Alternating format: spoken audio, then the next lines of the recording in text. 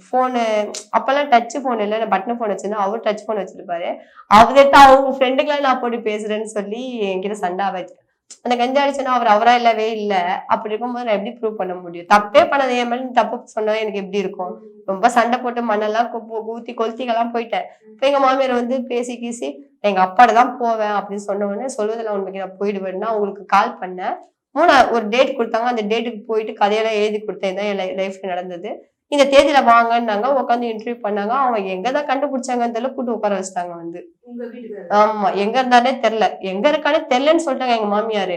எப்படியோ கண்டுபிடிச்சு அவனையும் உட்கார வச்சு எங்க மாமியாரை கூட்டு உட்கார வச்சுட்டு பேசிட்டாங்க. அதுக்கப்புறம் என்ன நடந்துச்சு அந்த நிகழ்ச்சிக்கு போயிட்டு? போயிட்டு நான் எங்க வீட்டுக்கு போய் சந்தோஷமா தான் இருந்தேன் 6 மாசம். அதுக்கப்புறம் இவரு வந்து சண்டை போட்டு சொன்ன மாதிரி நீங்க பிரிஞ்சுட்டீங்க. பிரிஞ்சுட்டோம். நான் பிரிஞ்சுட்டேன்.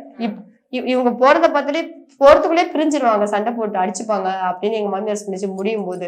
அப்ப சொல்லும் போது என்னதான் இருந்தாலும் புருஷங்க போய் விட்டு வரலாமா வீட்டுல அப்படின்னு சொல்லி இவங்க கூட்டிட்டு போயிட்டேன். நானும் போயிட்டேன் வீட்டுக்கு. போயிட்டு 6 மாசம் டிஸ்டர்ப் பண்ணல. 7வது மாசம் வந்து தேவையில்லாம சண்டை போட்டு பிரச்சனையாகி அதுக்கும் ஜெயிலுக்கு போயிட்டான். 10 நாள்ல உங்க அம்மா 1 லட்சம் ரூபாய் கொடுத்து அவனை வெளியே எடுத்துட்டாங்க. அதுக்கப்புறம் ஹோம்ல கூட இருந்தாக்கா. இப்ப ரீசெண்டா ஒரு 3 வருஷத்துக்கு முன்னாடி அங்கேயும் வந்து காரெல்லாம் போயிட்டு அங்க ஒரு அமக்கலம் பண்ணி மாதாவரம் ஸ்டேஷன்ல ஒரு கேஸ்.